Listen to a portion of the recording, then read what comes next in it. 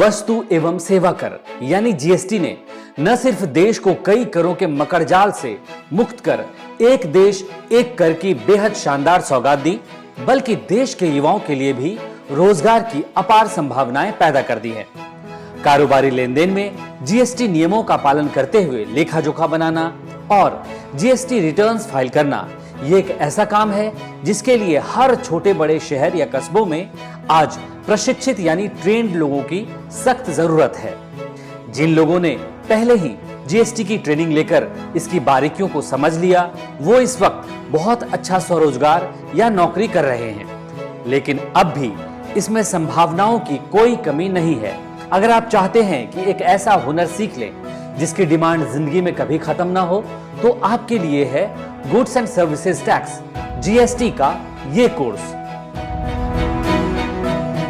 अगर आप ये कोर्स ज्वाइन करते हैं तो आपको वो सभी बारीकियां सीखने समझने का मौका मिलेगा जो आपको एक बेहतरीन जीएसटी एक्सपर्ट बना सकता है। इस कोर्स में आप सीखेंगे जीएसटी टैक्स देनदारी का हिसाब आप कैसे करें, जीएसटी रिटर्न्स की फाइलिंग कैसे करें और कैसे सारे रिकॉर्ड्स मेंटेन करें ताकि ऑडिट में परेशानी न हो। आप सीखेंगे कि जीएसटी रजिस्ट्रेशन के लिए फॉर्म कैसे भरें और कैसे जीएसटी नंबर हासिल करें, जीएसटी टैक्स देनदारी का भुगतान ऑनलाइन कैसे करें, यह भी इस कोर्स में आपको सिखाया जाएगा। विभाग द्वारा तय प्रारूप में जीएसटी रिटर्न कैसे भरें, उसका विवरण कैसे लिखें। इस कोर्स को पूरा करने के बाद आप अच्छी तरह जीएसटी का मासिक और सालाना रिटर्न भरना सीख जाएंगे और फिर इस क्षेत्र में रोजगार कर सकेंगे। हेलो एवरीवन, स्वागत है आपका इस कोर्स में जिसका नाम है जीएसटी यानी कि गुड्स एंड सर्विसेज टैक्स। इस कोर्स का पहला चैप्टर है इंट्रोडक्शन टू जीएसटी पार्ट 1। हम इस कोर्स में जीएसटी के बारे में डिटेल में सीखेंगे। इससे पहले हम ये चैप्टर स्टार्ट करें, हमें ये पता होना चाहिए कि इस चैप्टर के एंड होने तक हम क्या क्या सीख लेंगे। जीएसटी क्या होता है, जीएसटी पुराने टैक्स स्ट्रक्चर से कैसे अलग है और जीएसटी टैक्स स्ट्रक्चर में यूनिफॉर्मिटी कैसे लाएगा। आइए सबसे पहले हम समझते हैं कि जीएसटी होता क्या है। जीएसटी मतलब goods and services tax. GST के साथ अदर इनडायरेक्ट टैक्सेस एप्लीकेबल नहीं है, जैसे excise duty, VAT, services tax and so on. इसलिए जीएसटी सर्विसेज और गुड्स सप्लाई के ऊपर लगाया गया। GST is an all inclusive tax जो सेल के हर पॉइंट पर लगाया जाता है। जीएसटी के साथ अब एक single domestic indirect tax law पूरी कंट्री पर लागू है। इंडियन पार्लियामेंट ने 29 मार्च 2017 को जीएसटी एक्ट पास किया था और 1 जुलाई 2017 से ये इफेक्टिव भी हो गया था। आइए जानते हैं कि जीएसटी सबसे पहले किस देश ने लगाया था और इसकी शुरुआत कहां से हुई। 1954 में फ्रांस ने सबसे पहले जीएसटी को इंट्रोड्यूस किया था। जबकि GST is a single rate system, 2 और 3 rate systems are also dominant. Brazil और कनाडा जैसे कंट्रीज में तो डुअल वेट सिस्टम है। The standard GST rates in most countries range from 15 to 20% और 140 से अधिक कंट्रीज ने तो जीएसटी पहले से ही लागू कर दिया है। आपके मन में सवाल आ रहा होगा कि क्या पुराने टैक्स में कोई कमी थी जो जीएसटी को लाया गया। आइए मिलकर पता करते हैं। ओल्ड टैक्स सिस्टम में जो कमियां थी वो नॉन यूनिफॉर्मिटी की वजह से थी। कॉम्प्लेक्स स्ट्रक्चर की वजह से मैन्युफैक्चरिंग लेवल पर टैक्सेशन लगाने से टैक्स इवेजन और करप्शन हुआ। कुछ सर्विसेज को बाहर रखा गया। टैक्स पर कास्केडिंग इफेक्ट हुआ, which means tax on tax. आइए पहले ये समझते हैं कि पुराने टैक्स सिस्टम पर कास्केडिंग इफेक्ट कैसे होता था। कास्केडिंग इफेक्ट का मतलब होता है टैक्स के ऊपर टैक्स लगाना। अगर आप इस टेबल पर नज़र डालेंगे तो पाएंगे कि tax is imposed on another tax जो प्रोडक्ट की फाइल एंड वैल्यू के साथ ऐड होता है। जैसे कि मैन्युफैक्चरर एक्स को कोई प्रोडक्ट 100 रुपये का पड़ा और उसने इस प्राइस पर 10% टैक्स लगाकर उसे 110 रुपये में बेच दिया। अब मैन्युफैक्चरर वाई ने इसी प्रोडक्ट को 110 रुपये में खरीदा और इसमें कुछ मॉडिफिकेशंस करके इसका प्राइस 150 रुपया तय किया और फिर इस पर 10% टैक्स लगाकर इसे 165 रुपये में बेच दिया। इसी तरह से मैन्युफैक्चरर जेड को यह प्रोडक्ट 165 रुपये में पड़ा और उसने इस प्रोडक्ट में कुछ मॉडिफिकेशंस करके इसका रेट 200 रुपये तय किया और फिर 10% टैक्स लगाकर इसे 220 रुपये में बेचा। इसलिए कंज्यूमर को एक्चुअल अमाउंट से ज़्यादा पे करना पड़ता है। इसी कास्केडिंग इफेक्ट को ओवरकम करने के लिए वैट को इंट्रोड्यूस किया गया, पर वैट के भी कुछ ड्रॉबैक्स थे, इसलिए टैक्स स्ट्रक्चर को यूनिफॉर्म करने का स्कोप अभी भी था। अब आप सोचेंगे कि ये वैट क्या था। आइए समझते हैं कि वैट क्या था। VAT means value added tax. ये तो जान ही चुके हैं कि कास्केडिंग इफेक्ट को कम करने के लिए वैट की शुरुआत हुई थी। दरअसल वैट 1 अप्रैल 2005 को लागू किया गया था। वैट एक इनडायरेक्ट वैल्यू एडिड टैक्स था, जिसे इंडिया को एक सिंगल इंटीग्रेटेड मार्केट बनाने के लिए लाया गया था।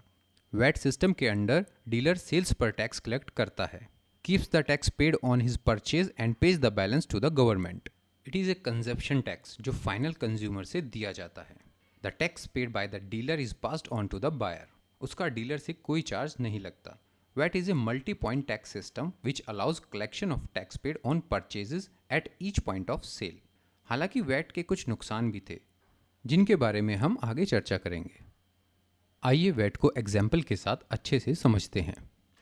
अगर हम उसी एग्जाम्पल की बात करें जिसका जिक्र हमने कास्केडिंग इफेक्ट को समझने से पहले किया था, कि मैन्युफैक्चरर एक्स को कोई प्रोडक्ट 100 रुपये में पड़ा और उसने इस प्राइस पर 10% टैक्स लगाकर उसे 110 रुपये में बेच दिया, और अब मैन्युफैक्चरर वाई ने इसी प्रोडक्ट को 110 रुपये में खरीदा और इसमें कुछ मॉडिफिकेशंस करके इसका प्राइस 150 रुपया तय किया।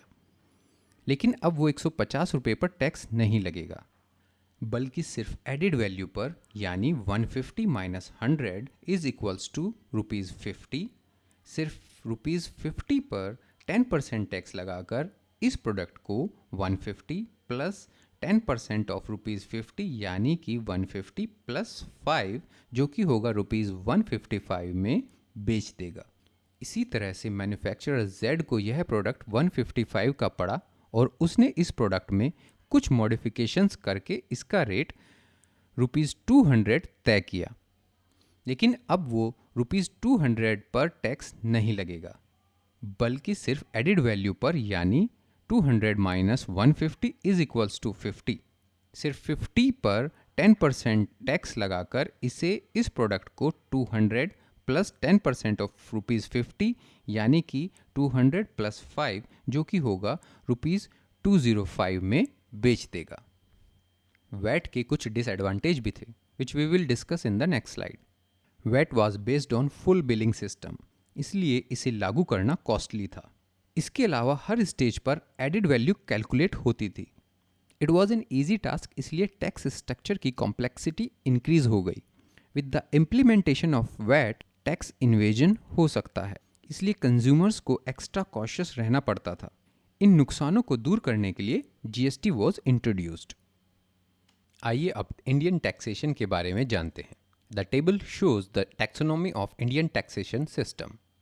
वैट और sales tax applicable on sales of goods excluding newspapers. Stamp duty applicable on any sale or purchase of a property. Tax applicable on agricultural income. Toll tax applicable on utilities or a particular service provided by the government. Other taxes applicable on lands and buildings. Entry tax, sales or consumption of electricity, luxuries including taxes on entertainment. GST लागू होने से पहले tax laws क्या थे, चलिए एक नज़र उस पर डालते हैं। जीएसटी लागू होने से पहले अलग अलग इनडायरेक्ट टैक्सेस थे। ये सब इनडायरेक्ट टैक्सेस आप ग्राफिक्स में देख सकते हैं, जैसे कि central excise duty, customs, cess, state VAT, central sales tax, purchase tax, luxury tax, entertainment tax, entry tax, taxes on advertisements, taxes on lotteries, betting and gambling. आइए जीएसटी इंट्रोड्यूस्ड होने से पहले के टैक्स स्ट्रक्चर को इस example के साथ समझते हैं। पहले मैन्युफैक्चरर को रॉ मटेरियल खरीदने के लिए वैल्यू एडिड टैक्स और वैट देना पड़ता था। फिर जब मैन्युफैक्चरर उस मटेरियल को होलसेलर को बेचता था तो मैन्युफैक्चरर को वैट प्लस एक्साइज ड्यूटी भरनी पड़ती थी, और जब होलसेलर उस प्रोडक्ट को रिटेलर को बेचता था तो अगेन होलसेलर को वैट देना पड़ता था, और फिर जब रिटेलर कंज्यूमर को वो प्रोडक्ट बेचता था तो फिर से वैट लगता था। इसलिए कंज्यूमर तक प्रोडक्ट पहुंचने पर उसकी कॉस्ट बहुत बढ़ जाती थी। आइए अब इस सेम एग्जाम्पल को न्यू जीएसटी स्ट्रक्चर के साथ कंपेयर करके देखते हैं। As you can see, instead of separate VAT, the tax is imposed at every point of sale. In case of sale outside state, both central and state GST are charged. पर state के अंदर हर cell पर एक combined GST charged होता है। A GST is a multi-stage and destination-based tax scheme. इसके बारे में हम नेक्स्ट स्लाइड में डिटेल्स में डिस्कस करेंगे। आइए अब हम समझेंगे कि इंडिया में जीएसटी की क्या ज़रूरत थी। पहले जीएसटी इम्प्लीमेंटेशन होने के पीछे मेन रीजंस को डिस्कस करते हैं। In the old structure there were multiple tax rates और टैक्स स्ट्रक्चर अनसर्टेनिटीज से भरा पड़ा था। मल्टीपल टैक्स रेट की वजह से टैक्स के फॉर्म्स भी अलग अलग तरह की थी। गुड्स और सर्विसेज पर लगाए गए कास्केडिंग टाइप सेंट्रल और या स्टेट टैक्स को रिप्लेस करने की नीड थी, इसलिए यूनिफॉर्म टैक्स स्ट्रक्चर लाया गया। जीएसटी के साथ टैक्स सिस्टम ट्रांसपेरेंट होगा, पूरे इंडिया में यूनिफॉर्म टैक्स सिस्टम होगा, टैक्स इन्वेजन रिड्यूस होगा और एक्सपोर्ट्स में इंडिया कॉम्पिटिटिव होगा। जीएसटी एक मल्टी स्टेज टैक्स है। आइए समझते हैं कि मल्टी स्टेज टैक्स किसे कहते हैं। जीएसटी को एक मल्टी स्टेज टैक्स क्यों कहते हैं? बिकॉज जीएसटी रॉ मटेरियल पास होने से लेकर सुपरमार्केट शेल्फ में आने तक हर स्टेज पर लगाया जाता है। ये स्टेज कौन कौन सी हैं, आइए जानते हैं। Procurement of raw materials, production, storage of the final product, sale to a wholesaler, sale to a retailer, sale to consumer. That's why GST को मल्टी स्टेज टैक्स कहते हैं, बिकॉज ये प्रोडक्ट की स्टार्ट टू एंड हर stage पर लगाया जाता है till the final sale to the consumer. अब तक हमने रॉ मटेरियल पास होने की डिफरेंट स्टेजेस देखी। आइए अब एग्जाम्पल के साथ ये समझते हैं कि what is value addition and how comprehensive GST is calculated. For example, एक मैन्युफैक्चरर एक केक बनाने के लिए फ्लोर, शुगर और अदर रॉ मटेरियल खरीदता है और शुगर और फ्लोर को मिक्स करके एक केक बनाता है, तो उसकी इनपुट की वैल्यू बढ़ जाती है। मैन्युफैक्चरर इन केक्स को होलसेलर को बेचता है। होलसेलर केक्स को लार्ज क्वांटिटीज में पैक करता है और इसे एक स्पेसिफाइड ब्रांड नेम से लेबल करता है। This is another value addition to the cake. Packaging और लेबलिंग करने के बाद होलसेलर इन केक्स को रिटेलर को बेचता है। रिटेलर अगेन इन केक्स को स्मॉल क्वांटिटीज़ में पैक करता है और केक्स की मार्केटिंग में स्पेंड करता है। यहाँ फिर से वैल्यू एडिशन होता है। सो जीएसटी इन वैल्यू एडिशन की हर स्टेज पर लागू होता है to calculate and achieve the final value of sale to the consumer. आइए एक नज़र डालते हैं कि जीएसटी एक डेस्टिनेशन बेस्ड टैक्स क्यों है। जीएसटी पहले के टैक्स सिस्टम से काफ़ी अलग है, बिकॉज ये एक डेस्टिनेशन बेस्ड टैक्स है। टैक्स या तो ओरिजिन बेस्ड या डेस्टिनेशन बेस्ड हो सकता है। ओरिजिन बेस्ड टैक्स गुड्स और सर्विसेज के प्रोडक्शन पर लगाया जाता है, जबकि डेस्टिनेशन टैक्स वहाँ लागू होता है जहाँ गुड्स एंड सर्विसेज कंज्यूम्ड होते हैं। डेस्टिनेशन टैक्स में exports are permitted with zero taxes, जबकि इम्पोर्ट्स पर टैक्स डोमेस्टिक प्रोडक्शन के हिसाब से लगता है। इसलिए अगर गुड्स मध्य प्रदेश में मैन्युफैक्चर हो रहा है और कंज्यूमर को महाराष्ट्र में बेचा जा रहा है, तो एंटायर टैक्स रेवेन्यू महाराष्ट्र को जाएगा, ना कि मध्य प्रदेश को जाएगा। This is called the destination based tax. आइए जीएसटी की जर्नी को देखते हैं। ये टाइमलाइन आपको इंडिया में जीएसटी की जर्नी शो कर रही है। In the year 2000 honourable PM Vajpayee ji ने एक कमेटी बनाई जिसने जीएसटी लॉ तैयार किया। इन बिटवीन ईयर्स 2000 टू 2011 वो कमेटी इस नतीजे पर पहुंची कि टैक्स स्ट्रक्चर को इम्प्रूव करने के लिए जीएसटी लागू करनी चाहिए। इन 2006 फाइनेंस मिनिस्टर ने 1 अप्रैल 2010 से जीएसटी लागू करने का प्रस्ताव रखा। कमर्शियल टैक्सेस को कंप्यूटराइज करने का प्रोजेक्ट शुरू हो गया, पर जीएसटी इम्प्लीमेंटेशन पोस्टपोन्ड हो गया। इन 2011 जीएसटी को एनेबल करने के लिए कॉन्स्टिट्यूशन अमेंडमेंट आया। इन 2014 जीएसटी बिल फाइनेंस मिनिस्टर द्वारा पार्लियामेंट में रीइंट्रोड्यूस किया गया। Then in 2015 GST bill Lok Sabha में पास हो गया, पर राज्यसभा में पास नहीं हुआ। Finally in 2016 the amendment GST law Lok Sabha और राज्यसभा दोनों हाउसेज में पास हुआ और ऑनरेबल प्रेसिडेंट ने भी इसे अपनी मंजूरी दे दी। इन 2017 राज्यसभा ने 4 सप्लीमेंट्री बिल्स पास किए और 1 जुलाई 2017 को जीएसटी बिल लॉन्च हुआ। आइए देखते हैं कि जीएसटी के क्या क्या बेनिफिट्स हैं। हमने सीखा कैसे GST has transformed the old tax structure और कैसे जीएसटी ने टैक्स सिस्टम को एक यूनिफॉर्मिटी दी। तो आइए अब जीएसटी के फायदे भी जान लेते हैं। ऑल मेजर इनडायरेक्ट टैक्सेस को मर्ज्ड करके वन टैक्स बना दिया। ये सरकार और बिजनेसमैन दोनों को saving procedural and compliance cost में हेल्प करता है। जीएसटी के साथ इनपुट टैक्स क्रेडिट का फ्री फ्लो होता है, मींस कोई कास्केडिंग इफेक्ट नहीं होगा, that is tax on tax. GST से टैक्स फ्लो में ट्रांसपेरेंसी है बिकॉज सब कुछ मैनेज थ्रू जीएसटीएन किया जाता है। इससे ब्लैक मनी और करप्शन को रोकने में हेल्प मिलेगी। जीएसटी एक इफेक्टिव डिस्प्यूट रिजोल्यूशन सिस्टम है जो हमें फॉरेन इन्वेस्टर्स को अट्रैक्ट करने में हेल्प करता है। जीएसटी से इंडियन मार्केट को वर्ल्ड मार्केट में मोर कॉम्पिटिटिव बनाने में हेल्प होगी। जीएसटी टैक्स कॉम्प्लेक्सिटी को हटाकर यूनिफॉर्मिटी लाता है। जीएसटी इंडियन इकोनॉमी की ग्रोथ में हेल्प करेगा। आइए अब जानते हैं कौन कौन से प्रोडक्ट जीएसटी के अंडर नहीं आते। सम प्रोडक्ट्स जो जीएसटी के अंडर नहीं आते वो हैं पेट्रोलियम क्रूड, मोटर स्पिरिट यानी petrol, high speed diesel, natural gas, aviation turbine fuel और liquor.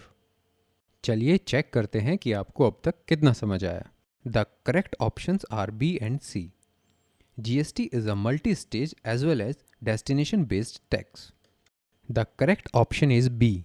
Cascading effect of tax means imposing tax on tax. The correct answer is A. VAT is applicable on sales of goods excluding newspapers. The correct options are B and C. Some products that are not covered under GST are petroleum crude, motor spirit petrol, high speed diesel, natural gas, aviation turbine fuel, liquor.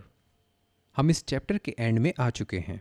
इस chapter में हमने सीखा कि GST ने कैसे old tax structure को simplify किया और कास्केडिंग इफेक्ट को रिमूव किया। जीएसटी ने पहले लगाए गए डिफरेंट इनडायरेक्ट टैक्सेस को समाप्त कर दिया। जीएसटी हर वैल्यू एडिशंस पर लागू होता है to calculate and achieve the final value of sale to the consumer.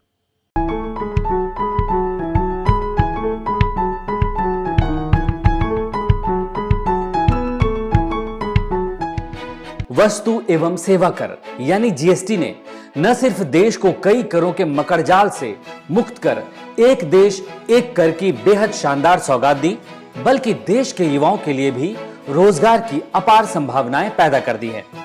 कारोबारी लेन देन में जीएसटी नियमों का पालन करते हुए लेखा जोखा बनाना और जीएसटी रिटर्न्स फाइल करना, ये एक ऐसा काम है जिसके लिए हर छोटे बड़े शहर या कस्बों में आज प्रशिक्षित यानी ट्रेंड लोगों की सख्त जरूरत है। जिन लोगों ने पहले ही जीएसटी की ट्रेनिंग लेकर इसकी बारीकियों को समझ लिया, वो इस वक्त बहुत अच्छा स्वरोजगार या नौकरी कर रहे हैं। लेकिन अब भी इसमें संभावनाओं की कोई कमी नहीं है। अगर आप चाहते हैं कि एक ऐसा हुनर सीख लें जिसकी डिमांड जिंदगी में कभी खत्म ना हो, तो आपके लिए है goods and services tax GST का ये कोर्स। अगर आप ये कोर्स ज्वाइन करते हैं तो आपको वो सभी बारीकियां सीखने समझने का मौका मिलेगा जो आपको एक बेहतरीन जीएसटी एक्सपर्ट बना सकता है। इस कोर्स में आप सीखेंगे जीएसटी टैक्स देनदारी का हिसाब आप कैसे करें, जीएसटी रिटर्न्स की फाइलिंग कैसे करें और कैसे सारे रिकॉर्ड्स मेंटेन करें ताकि ऑडिट में परेशानी न हो। आप सीखेंगे कि जीएसटी रजिस्ट्रेशन के लिए फॉर्म कैसे भरें और कैसे जीएसटी नंबर हासिल करें, जीएसटी टैक्स देनदारी का भुगतान ऑनलाइन कैसे करें, यह भी इस कोर्स में आपको सिखाया जाएगा।